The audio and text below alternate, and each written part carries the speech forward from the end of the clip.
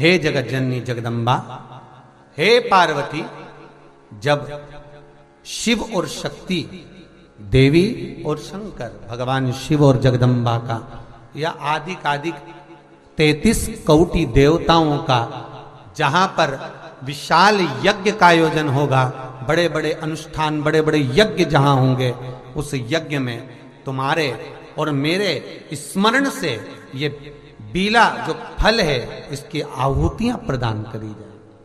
और साहुति को भी आप समझ लीजिएगा महाराज,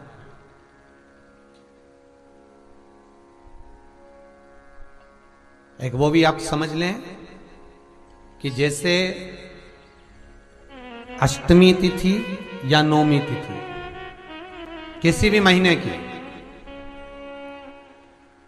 चाहे शुक्ल पक्ष की हो चाहे कृष्ण पक्ष की हो, अष्टमी और नौमी तिथि ये दो तिथियां ऐसी हैं, मान लो तुम्हारा पैसा तुमने किसी को दिया, 5 लाख, 4 लाख, 3 लाख, 10 लाख, 8 लाख, 2 लाख, 50,000, 25,000, 20,000, 40,000, और वो पैसा नहीं दे रहा आपको, आप हार गए कह के कर, फोन लगा कर, भैया दे दे रहे, परेशानी है, दे दे रहे भैया, हम तो परेशान हो गए, और हार गए, नहीं मिल रहा, बहुत परेशान।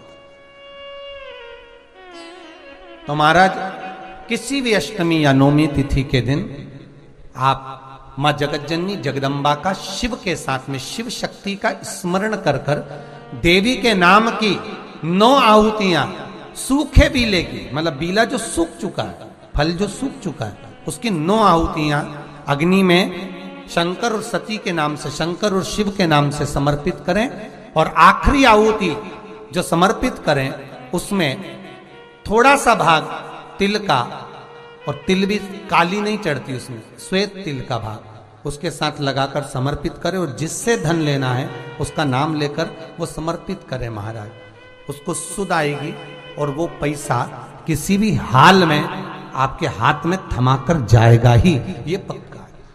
उसकी आहुतियां, हे जगज्जननी, हे जगदम्बा, तेरा नेत्र बिंदु से जो प्रकट हुआ वृक्ष है बेलपत्र का, उस वृक्ष की एक एक जड़ हो, टहनी हो, डाली हो, फल हो, शूल हो, वो सब मुझे अंगीकार है, मुझे स्वीकार। काल भैरव भगवान का नाम उच्चारण करना, कैसा भी चर्म रोग हो, कैसी भी बीमारी शरीर की चमड़ी से जुड़ी हुई अगर हो गई है, काल भैरव भगवान का स्मरण फल देता। भैरव भगवान का नाम लेकर जल समर्पित कर कर, मां भैरवी का स्मरण कर कर, जल की धार का स्मरण, शिव शंकर, यह शिवलिंग है, यह जलाधारी है। जब जल चढ़ाएं, दक्षिण में खड़े होंगे, जहां पानी बहता है वो उत्तर में जाता है। शिव जी का जो पानी है वो बहकर कहां जाता है?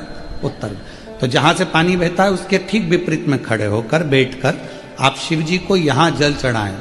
ओम भैरवाय नमः, शिव भैरव का नाम लेकर जल समर्पित करें, मां भैरवी का नाम लेकर यहीं से जल की धार यहां चढ़े।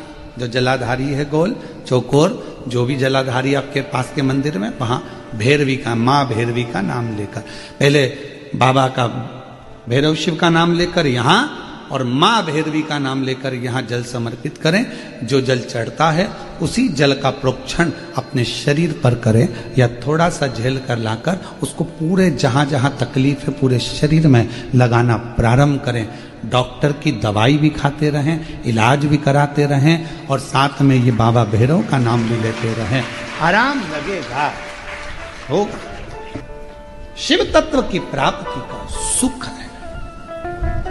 भगवान भैरवनाथ का स्मरण, लोग कहें कि कई लोग कहते हैं शंकर जी अलग हैं, भैरव अलग हैं, कोई कहता है शिव अलग हैं, भैरव अलग हैं, कोई कहता है जगज्जननी दुर्गा अलग है, भैरवी अलग। ना ना ना ना, ये व्यर्थ की बातों में आप मत पड़िए। शिव महापुराण, हमारी बात पर भरोसा नहीं तो शिव महापुराण की कथा लेकर आओ, गीता प्रेस गोरखपुर की, और शिव महापुराण की कथा को हिंदी में अपने घर में रहकर जब फुर्सत मिले तब पढ़ो, तो आपको ज्ञात हो जाएगा कि भैरव अलग नहीं है, शंकर का एक रूप काल भैरव के रूप में प्रकट हुआ है। शिव ही भैरव और भैरव ही शिव। हनुमान जी कौन है? शिव का। हम हनुमान जी को अलग नहीं मान सकते। शंकर ही हनुमान है और हनुमान ही शंकर है, दोनों में कोई भेद, हम उसको अलग नहीं मान सकते। दुनिया भले भेद करे वो अपनी जगह पर हमारी व्यासपीठ ये भेद करना नहीं सिखाती। हमारी व्यासपीठ तो कहती है राम ही शिव है, शिव ही राम है, दत्त ही शिव है, शिव ही दत्त, कृष्ण ही शिव है, शिव ही विष्णु ही शिव है, शिव ही सब एक में नजर आ रहा है। और सारे तीर्थ धाम आपके चरणों में, हे भोलेनाथ प्रणाम आपके चरणों में। शिव के अंतर्गत सब समान, सारा। यहां शिव से अलग कुछ नहीं। जब ब्रह्मा जी झूठ बोल दिए, ये शिवलिंग में से निकली हुई वाणी असत्य है, तब मेरे देव अधिदेव महादेव भगवान शंकर ने अपना स्वयं, मेरे शिव जी ने अपने ही अंगुष्ठ भाग से, स्वयं अंगुष्ठ भाग से काल भैरव को प्रकट किया। जितना रुद्राक्ष में बल होता है, शिव जी का नयन अश्रु से प्रकट हुआ रुद्राक्ष, वैसा की वैसा ही बल काल भैरव में होता है, भैरव में होता है, बटुक भैरव में होता है, वैसा की वैसे। शमी के वृक्ष, बेलपत्र का वृक्ष, उसके नीचे की मिट्टी हो, उसके नीचे की रज हो, वो भी औषधि का कार्य करती है। जब किसी व्यक्ति को यूरिन से जुड़ी हुई प्रॉब्लम हो जाती है, उसको जब यूरिन से जुड़ा हुआ बहुत बड़ा रोग उत्पन्न हो जाता है, यूरिन नहीं आती है या यूरिन रुक जाती है या यूरिन उसकी निकलती ही नहीं, बाथरूम आती ही नहीं, उसको बहुत रुक रुक कर आती है या बाथरूम पूर्ण तरह से नहीं आती, तो उसको करा क्या जाता है, उसको जाओ शमी का वृक्ष, शमी के वृक्ष की नीचे की मिट्टी लाओ, शमी के वृक्ष की पत्ती लाओ, बाबा देवाधिदेव महादेव का अवधूतेश्वर नाम लेकर उसको अच्छा मिट्टी के साथ शमी की पत्ती को मल लो, थोड़ा गीला कर कर नाभि के नीचे उसको लगा लो। 5 मिनट के अंदर अच्छे से, कितनी भी यूरिन रुक रही हो पर यूरिन निकलना प्रारंभ हो जाती है, उसको किसी चीज की जरूरत नहीं पड़ती। 5 मिनट लगता है बस, और 5 मिनट में यूरिन आना प्रारंभ हो जाती है।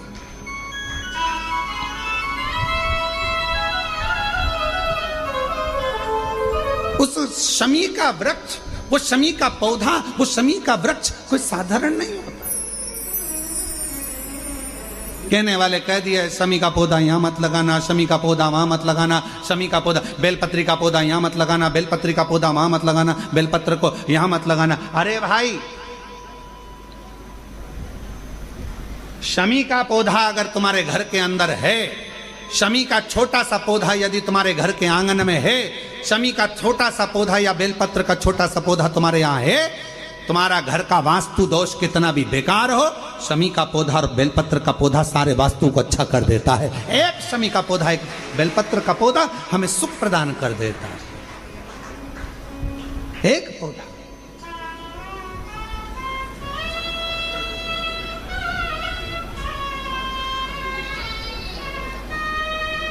उस शमी के पौधे को ना पहचान रहे लोग, उस बेलपत्र के पौधे को ना पहचान रहे लोग। पर एक निवेदन आपसे और है, अगर तुम्हारे गांव में, तुम्हारे नगर में, तुम्हारे शहर में, तुम्हारी कॉलोनी में, तुम्हारी सोसाइटी में शमी का पौधा हो, बेलपत्र का पौधा हो, बड़ का पौधा हो, पीपल का पौधा हो, चाहे आंवले का पौधा हो, किसी भी पौधे में आप कोई भी, जैसे दही चढ़ा देते हो, दूध चढ़ा देते हो, या कोई ऐसा इत्र चढ़ा देते हो, निवेदन है आप अपने आसपास के बड़े बड़े पौधे में ये कोई भी चीज ना चढ़ाएं। कोई महाराज कितना भी बताए, पर उस पौधे के अंदर आप केवल जल चढ़ाएं, केवल जल। आप उसमें ना दूध चढ़ाएं ना दही चढ़ाएं। तो क्यों? क्योंकि पौधे में जब दही जाता है तो दही जाने के कारण, इत्र जाने के कारण, तेल जाने के कारण, कोई सामग्री जाने के कारण वो बड़े से बड़ा पौधा सूखने लगता है। हमारा करवत निवेदन है आपसे, उस पौधे में जब भी बेलपत्र का पूजन करने जाओ, ना दूध चढ़ाना, ना दही चढ़ाना, केवल जल चढ़ाना। आप बड़ के पेड़ की पूजन करने जाओ, केवल जल चढ़ाइए। आप आंवले की पूजन करने जाओ, केवल जल चढ़ाइए। आप शमी के पेड़ की पूजन करने जाओ, केवल जल चढ़ाइए। जल के सिवाय उसके नीचे ना दूध चढ़ाइए, ना दही चढ़ाइए, ना उसमें इत्र चढ़ाइए, ना तेल चढ़ाइए, ना कोई सामग्री चढ़ाइए। उसके नीचे केवल जल चढ़ाओ। क्यों? क्योंकि शमी ने स्वयं मंदार से कहा है, हे मंदार, शमी ने मंदार से कहा है, हे मंदार, जब कोई एक जल का पात्र लेकर हम पंच वृक्ष के नीचे आते हैं, जल का भरा हुआ पात्र लेकर आते हैं और जल समर्पित करते हैं, जब वो खाली पात्र हमारे वृक्ष के नीचे से जाता है तो वो खाली नहीं रहता, हम उसे लक्ष्मी से परिपूर्ण कर कर भेज देते हैं। ये शमी कहता है।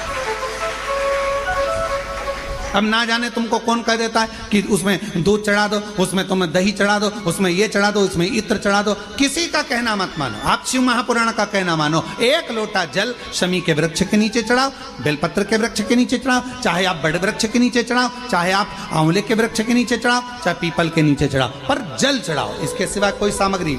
अभी हमने देखा कई लोग, अभी दीपावली के पहले हमने देखा भारत के भूमि में कई ऐसे लोग हैं जो ना जाने कहां कहां से ऐसे लोग पृथ्वी पर आ गए हैं जो लक्ष्मी की पूजन करते हैं और अगले साल की लक्ष्मी को उठाकर पीपल के पेड़ के नीचे धरी आते हैं। आंवले के वृक्ष के नीचे रखे आएंगे, कहीं बड़ वृक्ष के नीचे रखे आएंगे। रोड के किनारे जितने वृक्ष लगे हैं, सबके घर की लक्ष्मी मैया, सबके घर की लक्ष्मी जी की मूर्ति, गणेश जी की मूर्ति, इस देवता की मूर्ति, उस देवता की मूर्ति, सारी मूर्तियां पेड़ों के नीचे रखी हुई है। तुम्हें कौन ने अकल दे दी ऐसी? तुम्हें अकल किसने दी ऐसी?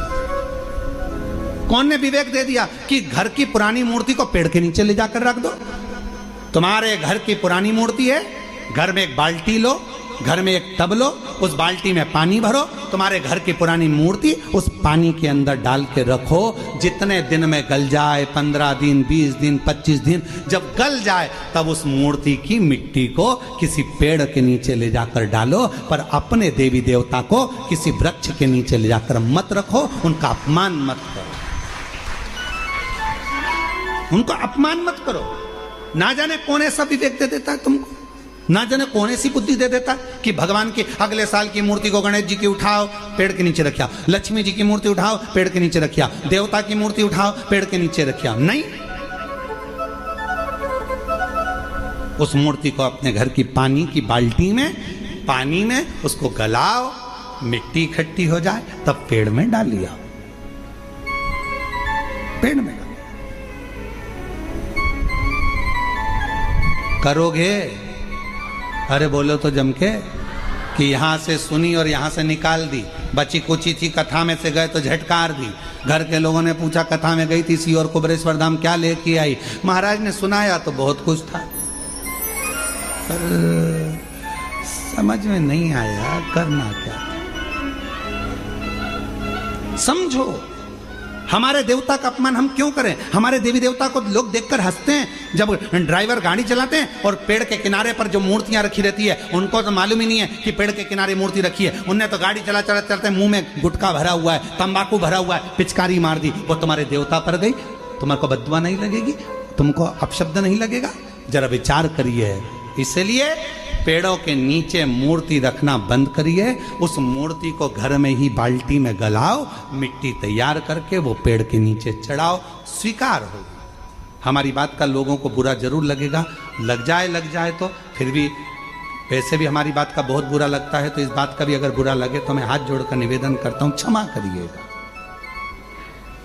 पर हमारे सनातन धर्म पर कोई उंगली उठाए, हंसे, ये हमें स्वीकार नहीं है, ये हमें स्वीकृत नहीं है महाराज, ये स्वीकृत ही नहीं। शिव तत्व कह रहा,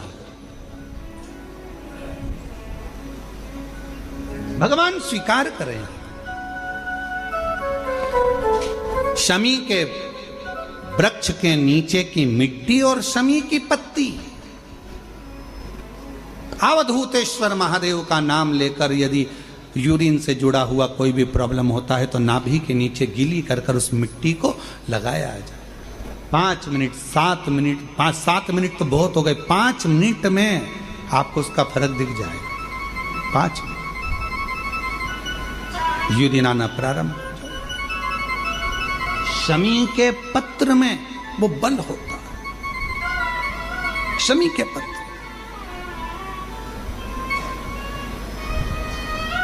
हम कईयों से कहते हैं कि अगर आपको लग रहा है कि डॉक्टर बोल रहा है कि कोई बड़ी बीमारी हो रही है, कोई तकलीफ, आपके मन में भी आपको ऐसा लग रहा है कि कहीं मेरे को घुटने ना बदलाना पड़ जाए, कहीं मेरे को ये बीमारी ना हो जाए, आपको ऐसा महसूस हो रहा है, तो आप बेलपत्र के वृक्ष के नीचे थोड़ी देर बैठो, वहां की मिट्टी को अपने शरीर पर थोड़ा सा लगाओ और श्री शिवाय नमस्तुभ्यं, श्री शिवाय नमस्तुभ्यं, श्री शिवाय नमस्तुभ्यं, श्री शिवाय नमस्तुभ्यं। बेलपत्र के वृक्ष के नीचे बैठकर वहां की मिट्टी को थोड़ा अपने मस्तिष्क पर चढ़ाओ, थोड़े हृदय से लगाओ, थोड़ी भुजा से लगाओ, थोड़े वक्ष स्थल पर, थोड़ा कंठ पर लगाओ, उस मिट्टी को थोड़ा थोड़ा सा स्मरण करिए और निवेदन करो श्री शिवाय नमस्तुभ्यम का बोलकर। खुद अपने आप अपनी बुद्धि से ये निकलना बंद हो जाएगा कि आपको ऐसा लग रहा था कि बीमारी होगी, घुटने बदलना पड़ेगा, ये करना पड़ेगा, अपने आप वो नेगेटिवता बाहर होगी और आप धीरे धीरे स्वस्थ होना प्रारंभ होंगे, धीरे धीरे स्वस्थ। शिवालय, बेलपत्र का वृक्ष, बट वृक्ष, शमी वृक्ष, पीपल का वृक्ष, आंवले का वृक्ष, मंदिर, तीर्थ, शिवालय, देवालय, ये बल देते हैं हमको, ऊर्जा देते हैं। भगवान शिव ने कहा पार्वती ये नहीं हो सकता, मैं तुझे एक वचन दे दिया कि पति पत्नी में झगड़ा होगा तो उनमें प्रेम बढ़ेगा, पर दूसरा वचन नहीं दूंगा कि पति मृत्यु लोक में मरने वाले व्यक्ति के कान में गुरु मंत्र मिले, ये बड़ा कठिन है महाराज, ये नहीं हो सकता, बहुत कठिन, ये तो कभी नहीं होगा। पार्वती मैया जिद पे अड़ गई और माता पार्वती ने कहा प्रभु आपको गुरु मंत्र तो देना पड़ेगा, जो काशी में मरेगा उसके कानों में मंत्र देना पड़ेगा। शंकर भगवान मना कर दिए, पार्वती जिद पे अड़ी रही, नहीं माने, तब भगवान शिव ने वचन दिया ठीक है पार्वती मैं तुझे वचन देता हूं, काशी में जो मरेगा उसको गुरु मंत्र मैं दूंगा।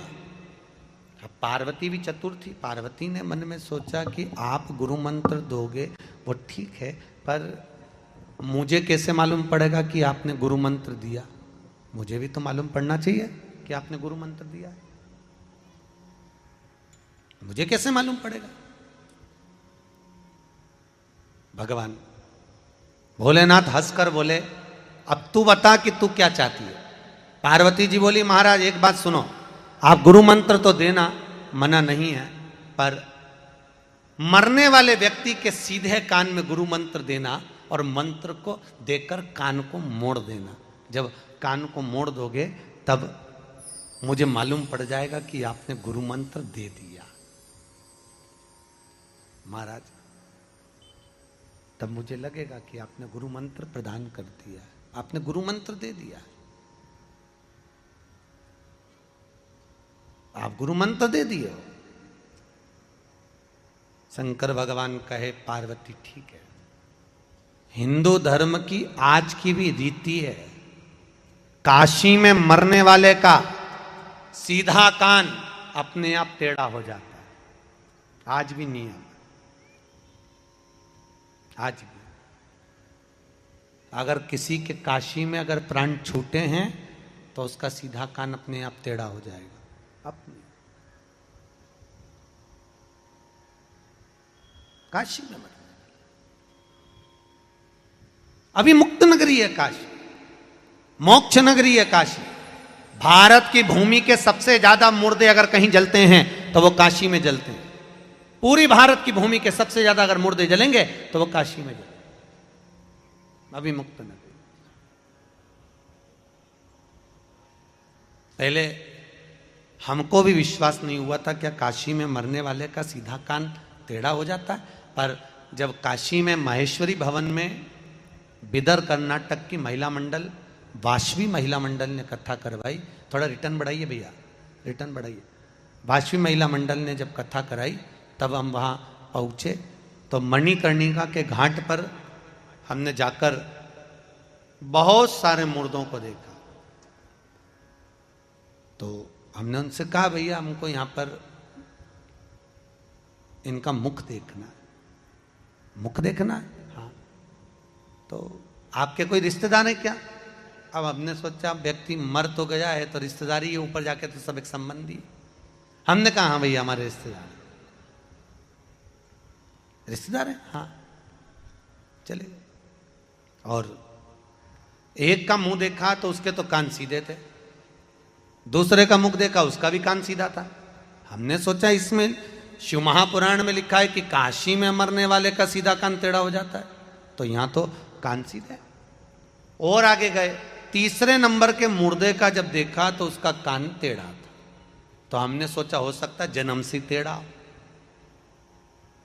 हम और आगे गए, अब उसका कान भी सीधा। और आगे गए तो उसका कान टेढ़ा, फिर और आगे गए तो उसका कान भी टेढ़ा। तब हमने सोचा अब जरा पूछें कि मुर्दा कहाँ का है। जिसके कान सीधे थे उससे पूछा भैया ये कहाँ का मुर्दा है? तो कि ये काशी से 40 किलोमीटर दूर का। ये कहाँ का है? तो कि काशी से 42 किलोमीटर दूर का। जिसके कान टेढ़े थे उसका पूछा ये कहाँ का है? तो कि काशी की ये वाली कॉलोनी का।